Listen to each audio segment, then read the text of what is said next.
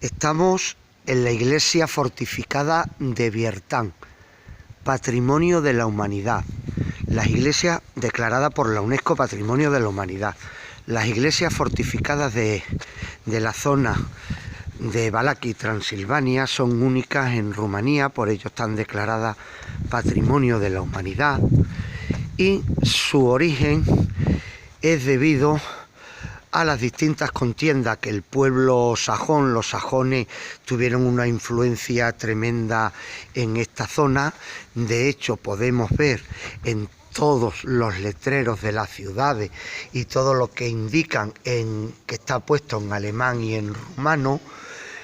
El origen de estas iglesias eran dos.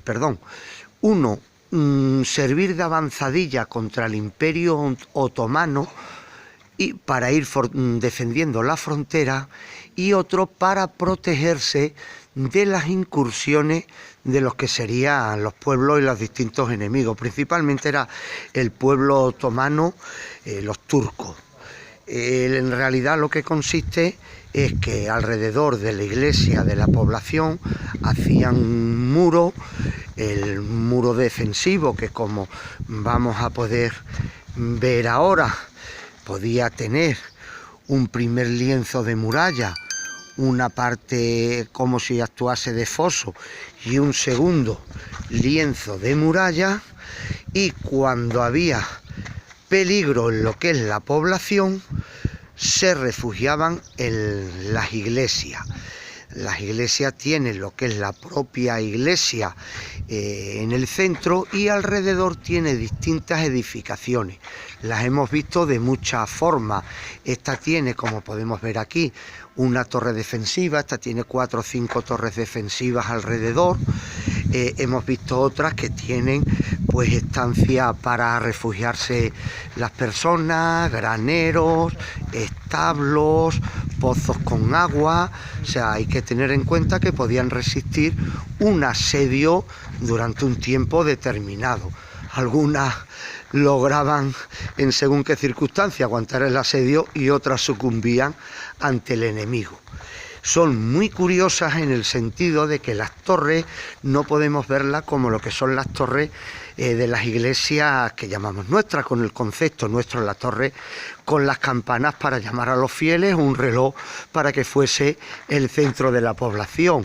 Aquí tenemos una torre donde vemos que más que de una iglesia, pues puede ser parte de una fortificación. Ahí vemos el baluarte que hay alrededor, desde donde los soldados con los arcos, con las distintas armas según qué época, defendían a los ciudadanos que se refugiaban aquí en la iglesia. Esta zona está llena de iglesias de este tipo. Allí estuvimos viendo varias de ellas, preciosas. Desgraciadamente están en muy mal estado la mayoría de ellas, muy mal estado de conservación. Esperamos y suponemos que con la entrada ya hace años de Rumanía en la Unión Europea, pues empiece a llegar dinero para que todo esto quede restaurado y esté en condiciones.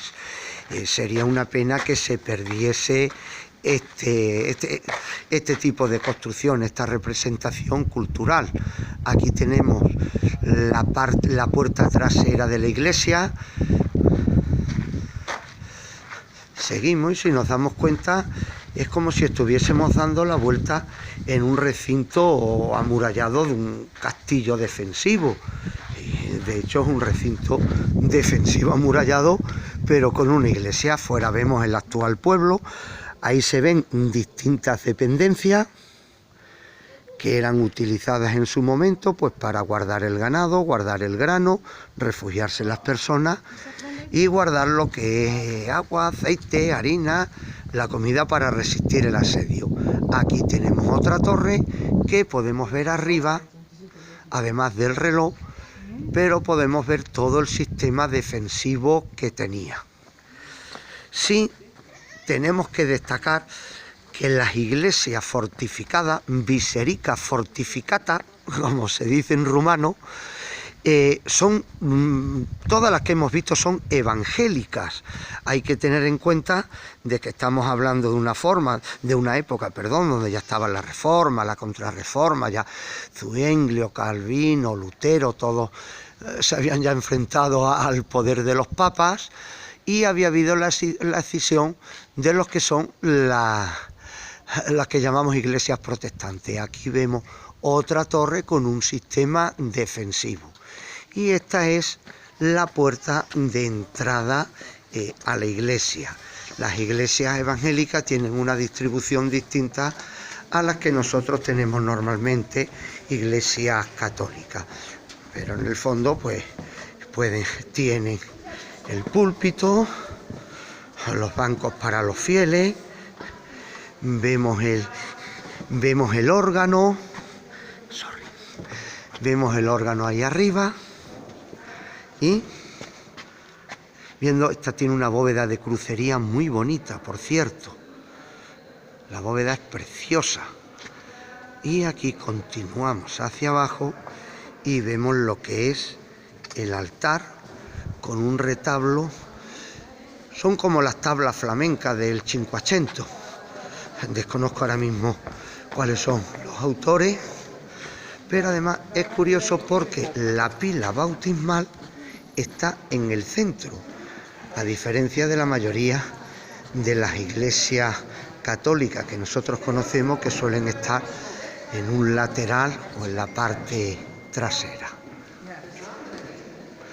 Y esta iglesia sí nos ha llamado mucho la atención el sistema de cerradura que vamos a ver ahora. Esta es la parte de adelante, estamos en la sacristía, y esta es la parte de atrás, el mecanismo de la cerradura. Viendo esta cerradura, a los chorizos modernos creo que le costaría entrar en lo que es la sacristía.